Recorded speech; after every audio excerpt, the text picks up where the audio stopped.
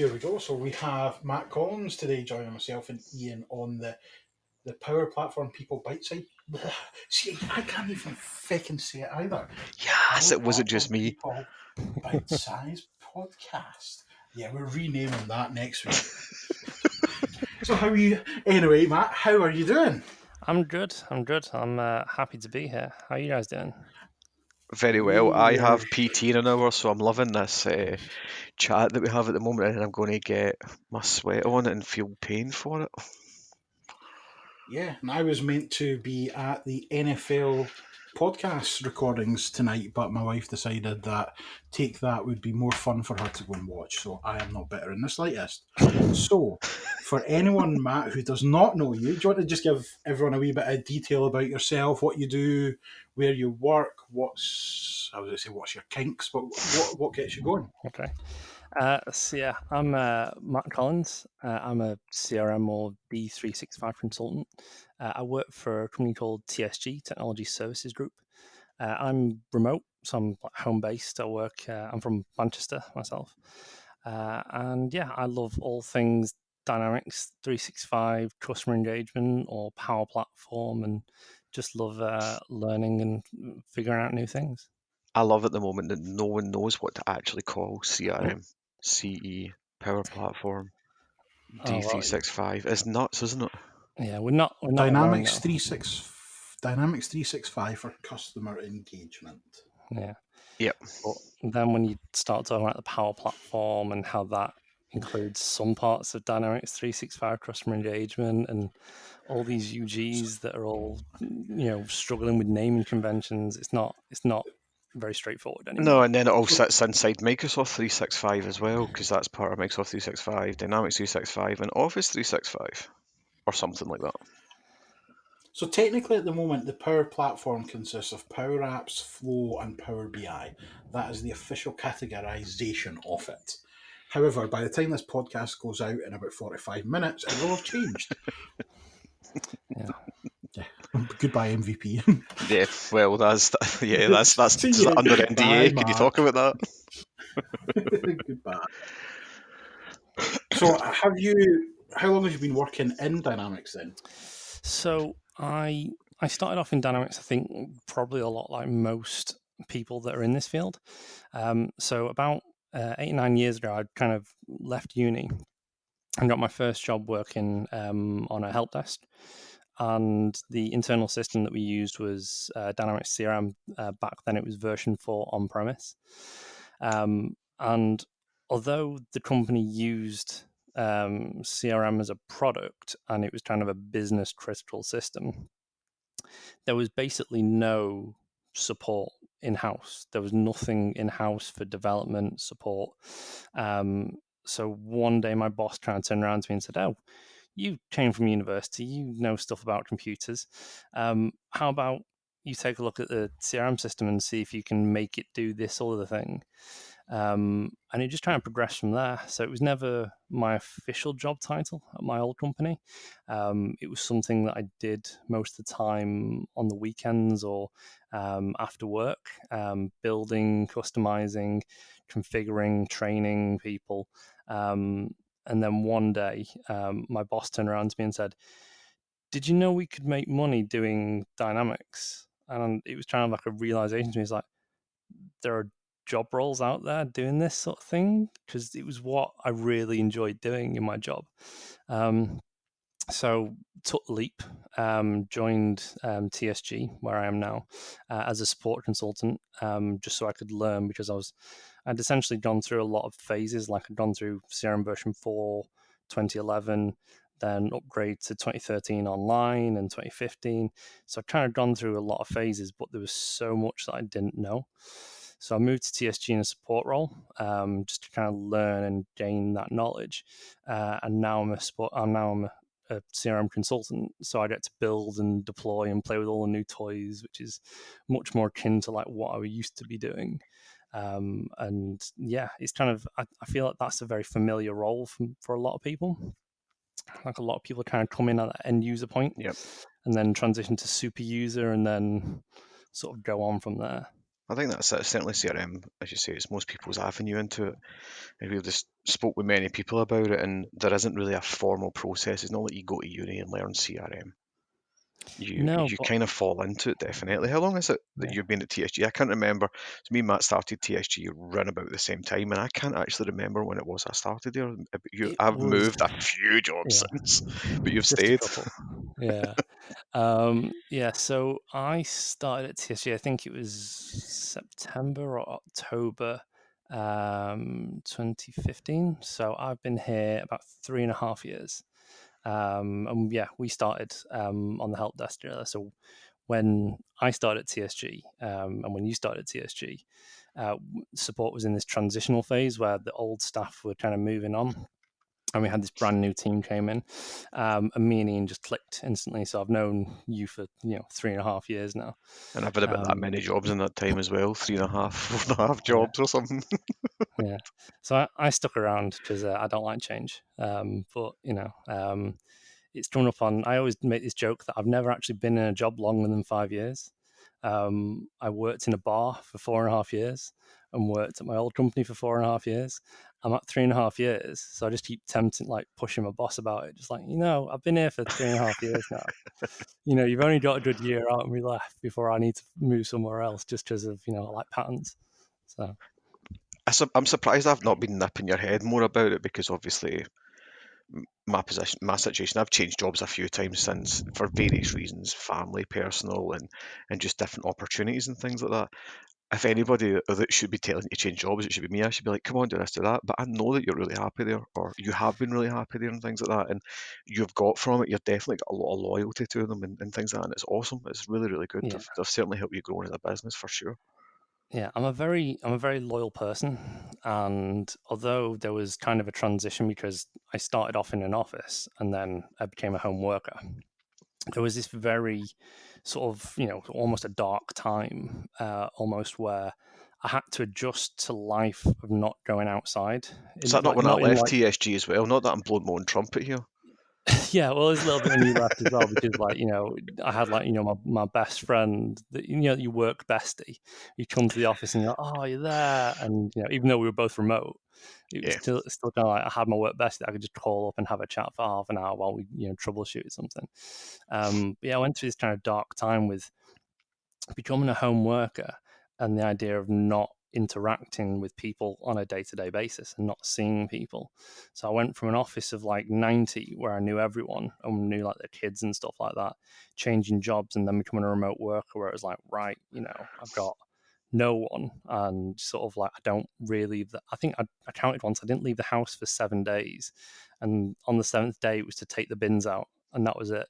See, that's not So healthy, really, though, is it? Like, as no, much as home working's great and all that, that's not a good position to be in. Do you think no. So now I kind of the position that you have with the community, obviously you're quite very active in the community, and that's something that you've had to build up, obviously, because you don't just flick a switch and become active in the community. Do you think that was one of the things that helped you settle with the remote working, moving into that area a bit? Oh, definitely. And I think changing from being a support consultant to being a consultant meant that I was actually going out to offices and meeting customers and meeting people, and that kind of gave me a lot of confidence. And I'd always push to go to all the UGs to meet people, to learn things, to try and get more active in the community, and then sort of end up speaking and pushing beyond my boundaries to try to get there.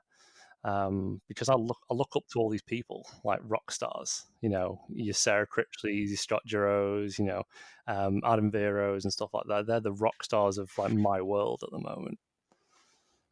So, what was that? What made you get involved with the Manchester, or is it Northwest? Is it called now for Manchester? Yeah, it's still currently called the Northwest. There's a few UGs popping up around the area, so watch this space to see, what's going to happen there.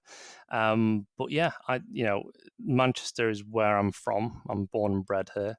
I saw a post on the UG forums about the Manchester user group. I was a bit too late to the show, so I missed the first event from being an organizer point of view, but I attended it, and it was brilliant, and they were looking for more people to help out, and I volunteered. And yeah, we've run 2 really successful events, like 3 total, just 2 with me, over the last year. And it's just great to just talk to people that know what you do for a living, which is my biggest gripe, where I can never explain my job role to anyone. I don't think anyone in Dynamics can. And myself and Ian actually came down. I think it was to your second meeting, wasn't it? Yeah. Yep. That gave us the appetite. Yeah. That would have been the first time that I had met you as well. Obviously, I knew who you were, but that was the first time. So That's true. I totally forgot about it. I thought the first time you would have met would have been in Amsterdam. I forgot you met in Manchester. I forgot I drove us down to Manchester, Mark. Yeah. And you drove. I just sat there. I think I was a bit overwhelmed at that first meeting, where I was like trying to rush around and figure out everything that was going on and making sure everything was going on track. That it was a bit of a blur, that first one, so I probably didn't get much of a chance to speak to you. Yeah, I think for me as well, it was a bit of a recce for obviously doing the whole Scotland thing and bringing the CRMUG to Scotland. I just wanted to see how it ran and how it was there as well, and that's where it was good to come down to one where I knew you, for instance, because if I had any questions, I didn't need to go and ask somebody that I didn't know. That whole relationship and friendship thing, and knowing someone makes asking any of that so much easier. So that's always a good thing there.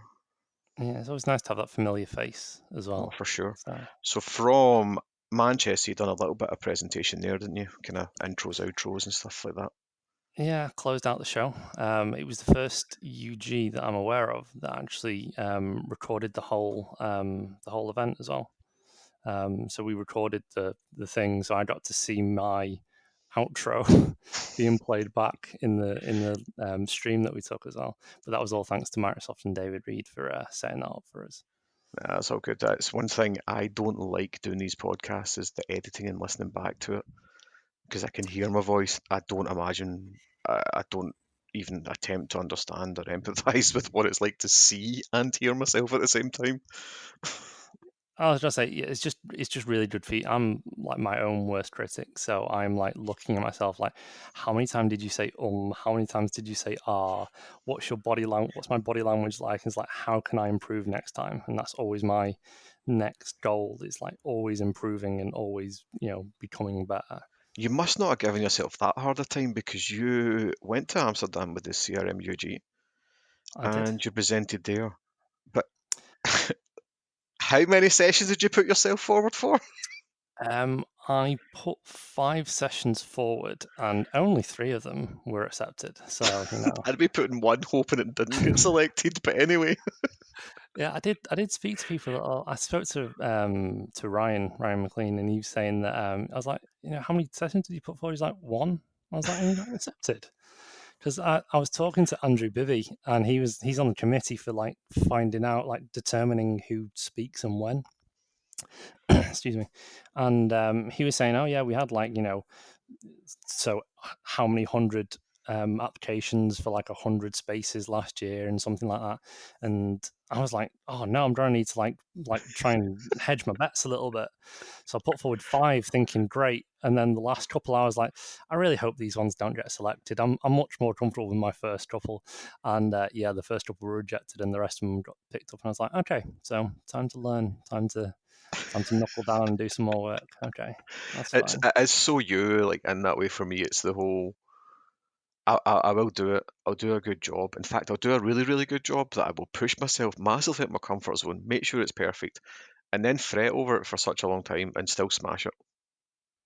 Yeah, exactly. So it was an interesting experience. I The first one that I gave was my first sort of public speaking, and there was about sort of 20 to 30 people in the room, and I was talking about certifications, and I wasn't all nervous because there'd been a scheduling conflict, and Julian Sharp and Neil Parkhurst, who, if you don't know, probably between them have about like 100 qualifications. I think Julian actually he is the most qualified CRM person on the planet or something like that. Like he has pretty much all of them. He collects them like like shinies from a football book.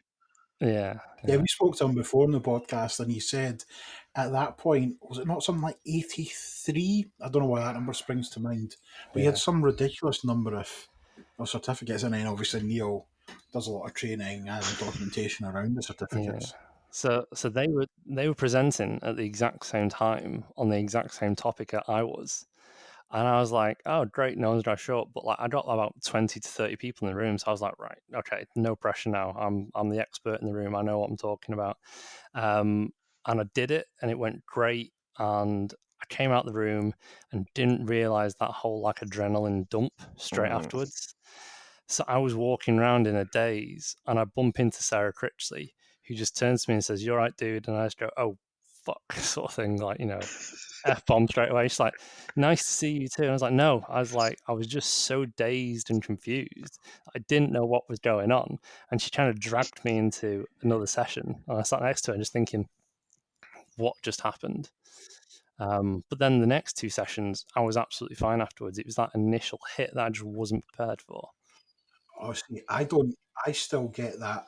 I get the nerves before every single presentation. I mean, I to the point where beforehand, I mean, Ian will tell you, Dublin. I did not want to really do Dublin when we went over there. I just wasn't for it. It was a last minute thing. It was a topic that I didn't really like, but I came out of that buzzing off my tits. I was like, I want to go in and do that session again. There is, I still get the sort of, it's almost one of these things that gives you like a natural high, the adrenaline and the, actually, I think I've helped some people. It's the pure endorphins for it for me. Like I can totally appreciate what Matt's saying about the kind of dump of what the fuck. Like I remember after D365 Saturday when I closed that out, I pretty much broke down, had a cry, but I don't think it's because I was upset, raging, or emotional. I just didn't know how to deal with the amount of emotions that I had at that point in time. It was pure like, boom, 10 seconds later I was done. I'm like, right, okay, let's go. But I don't remember 90% of the day just because it was so busy. So it's crazy what it does for you. Yeah. I even had one of my sessions was on reducing complicated dev in Dynamics by using like Canvas apps embedded into model driven and using Flow to replace plugins and stuff like that. And I remember I was like partway through the presentation and I look up and Matt Barber walks in the back door and he stands like in the corner and I'm like, right, okay, so no pressure now. So I've got this like juggernaut who I've just seen on stage talk about the future of dynamics. I'm here trying to present, thinking, right, no pressure, no pressure. But he was an absolute gent, didn't say anything through the whole thing, even though there was some aspects of this of the sort of functionality that we said this could probably be improved and this might this could be tweaked a little bit, but he didn't say anything and got through it and I was fine. So it's all good. To be fair, I wasn't at Amsterdam or anything, and obviously spoke to Mark. He was there. He's came back, and a few other people know that were there, and a lot of them didn't know who you were before, know who you are now, and really, really enjoyed talking to you in the sessions you had. So totally, I think it was an all-round win-win for you. Like total confidence booster. You deliver some great content, and people learn stuff from it, and that's the main thing for it, isn't it? Yeah. Yeah, I definitely think. I mean, I said, I'm sure I said this to you in the pub. I mean, that's a weird thing for me to say. There's no egos in the community. Everyone's point is valid. Whether you've been an MVP for 25 years, you've delivered 100 training sessions, or you're billable through the roof, or it's your first presentation. Everyone's got good skills. Everyone's got bad skills. But the main thing is everyone should have a platform and have a voice. That's what the whole Dynamics community is about. And I think from the feedback that I've heard, you knocked it out the park. So fair Yep. play. You're definitely kind of. I love your blogs that you're doing on the D365 Geek around like flow and things like that. I learn loads from you on that element of it as well. So I don't know. Do you want to go plug your blog a little bit and talk about what you do there? Because there is a massive amount of content on that that's awesome.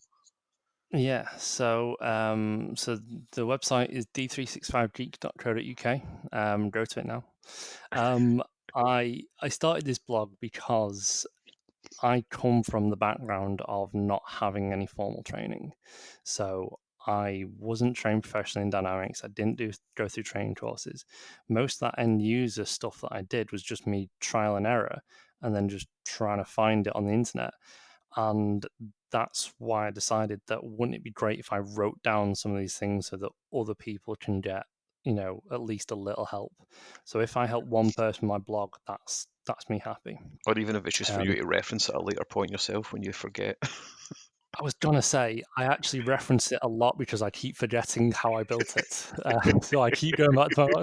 I'm sure I built this before. I'll go have a look. I was like, oh yeah, that's how I did it. So There's one blog of mine that I've got, and it's editing the schedule blocks on a schedule board. okay. And I always forget how to do it. And I always just Google how to do it, and it's my own blog that comes up first when you search for it. That's how annoying it actually gets. But I kind of done the same thing. My blogging was more so that I would remember what I've done for me, Yeah. and it takes off because people are like, "Oh, that's really good. That's a good idea." And I think the same thing's happened with you. I mean, I'm sitting here sporting one of your geek stickers on my laptop. Oh, nice. Yeah, I love a good sticker. I've got a whole ton of them from Amsterdam that I'm just waiting to like just stick on my laptop Well, and you know just my go address as well. Send them in the post. No, I don't. I wasn't there. I shouldn't have them. Yeah, she's come to Barcelona, March 2020. Is it March 2020 for Barcelona? So I'm putting that in diary right now. Yes. Ian, you need to actually do this. You need to bite the bullet and come to an event. And if you speak, the ticket is free. Oh, it's not about the cost and stuff. It's the fact that I'm billable. Okay. That's my issue. It's that I'm always billable. Hence why Mark gets at me, because I do need to take downtime, and this is the point of doing some of this. It is a work-life balance for me. I need to take the time out. Yeah, it's going working and stuff like that, but it's working with an environment I like. Like, we all sit at 10 o'clock at night still messing about with stuff and doing bits and pieces. So I should go to these things more when they're not just at weekends. That was my issue, was I can't go because it's not a Yeah. weekend. I can't go because it's not a weekend, but I need to take time out. I need to do Well, it. like for me, like my missus has she has like a creative outlet. She loves like Photoshop and photography and design and things like that. So she loves having that creative outlet. And I kind of realized that I didn't have that. And now that I've started writing again and I'm like playing around with all the software and learning, that is my creative outlet. So that's not work for me anymore. That is me having fun learning things because I love to learn and then teach. And teaching is another thing I love to do, and writing is the thing I love to do. So this is my creative outlet now. And it's one of these things. It also, if you're being creative, it also kind of helps your mindfulness as well. You're getting the ideas that you've got. You're using your brain power. It's taking your mind off other things. It can relax people just in what it does itself. Which we all know is massively important. From Mark, from obviously we've spoken about it massively, Mark, with the mental health and the community and things like that. Matt's hinted to it on us as well, where it's like the dark times of working on changing from what was always an office environment at TSG, and even before that, to them working at home and being that slight isolated and stuff like that. It's massive. It's there, and you do need that creative output for it 100%. And we lose it, but we just need to get it back. I think is quite important. I'm halfway there, I think, at the moment. If you're like me and you have to take medication for depression, Matt built us a little app and Power Apps that you can then start playing around with. I did. It was twofold. It was one, out of my necessity to take antihistamines because I have a cat and I'm allergic to cats. And I mean, just get rid of the cat. well, I like the cat. I like the cat more than I like myself, so I'd rather get rid of me first. Fair point. Yeah, but and I always forget to take them. So it was kind of one, out of like I need to remember to take my antihistamines, and two was like, well, what if I created an app so I can learn and do the thing that I'm passionate about and document it, and then use that for my own benefit. It's the whole sort of citizen developer, thing going on. And then with this whole Templates for Humanity movement, I thought, well, maybe there is someone else that wants something like this, like that could potentially benefit from this. So I released it for free on TDG's Power Apps Bank, and you can download it and go and use this meditation app. And if you don't like it or it doesn't do what you need it, then the code's there. You just go extend it yourself ahead of my extending it in the future. So Awesome. That's really cool as well. It is definitely. I mean, as we had chats online about it, and we've kind of done different things on it and gone different ways with it. Ian's looked at mine and hates my one, but that's a totally different story. Is there anything else that you want to plug while you're here? No, that's it. So d365geek.co.uk. And if you're in Manchester or anywhere in the Northwest, we will be having another CRMUG probably in September. So check out the at CRMUG UK underscore UK, sorry, at CRMUG underscore UK underscore Northwest for details on our upcoming event, or you can follow me on Twitter, which is at Zyber, Zyber. If you want to follow me. Where did the name Zyber come from? Yeah, that's a funny story. So I know this. I've had Xbox Live for 14 years. So I got it like in its infancy, and it was before there was wireless like network cards in your Xbox. So my uncle came round with a game adapter and like set up our wireless network at home. And it was like the first time we had a wireless network. It was brilliant. And I'd been thinking what my online handle was going to be.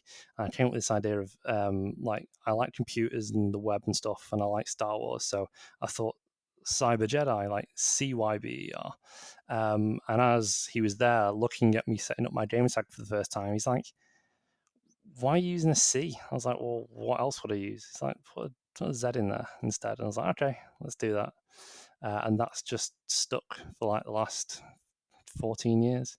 I got Twitter like 10 years ago, so it was just kind of a extension of that. An Yeah. extension of Xbox. I mean, at least there he's got one of these things that, as we were kids, we've all got. Like, I have a Hotmail address that I've had since I was like 13 or something like that, and it's terrible. It's now just my spam address. I'm not even going to tell you what it is, but it's a terrible, terrible, terrible, terrible address, and that's like my first gamer tag was terrible. Actually, my current gamer tag is still terrible. Gamer tag's not that At least bad. Cyber's pretty cool. Like, it's kind of, oh mate,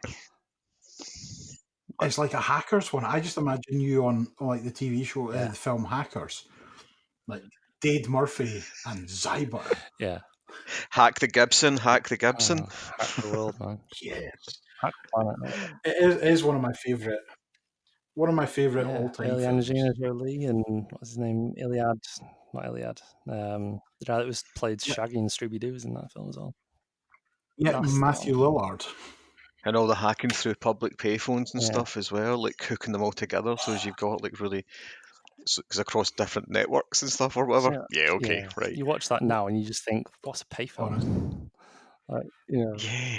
And do you know what? I'll be honest. I still watch it about once a month because it also not only is it an amazing film, the soundtrack yeah. for it is like phenomenal. I mean, it's a lot of Prodigy songs, but it's on it all. It's just I'm gonna have to go watch unbelievable. Hackers now. Yeah, I think we should have a group Hackers watch-a-thon. Oh, we should, like, let's all do it. We'll set up a central time. We can all start at the same time. We'll sit on Teams and we can talk about it, right? Yeah, that sounds like a great idea for another That podcast. does sound like a great night. It does.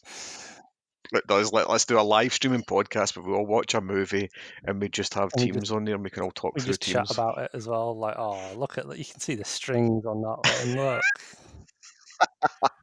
Oh, there's Angelina Jolie's nipples are ready to come out. Yes. I But also think those were the first boobs I ever seen. I'm going to try and bring this back a little bit to Okay. work, almost to close this bite-sized podcast out a little bit. There's something that I sent you in the post, all thanks to Mr. Ben Vollmer sending them over for us, and Yes. that is some flick buttons.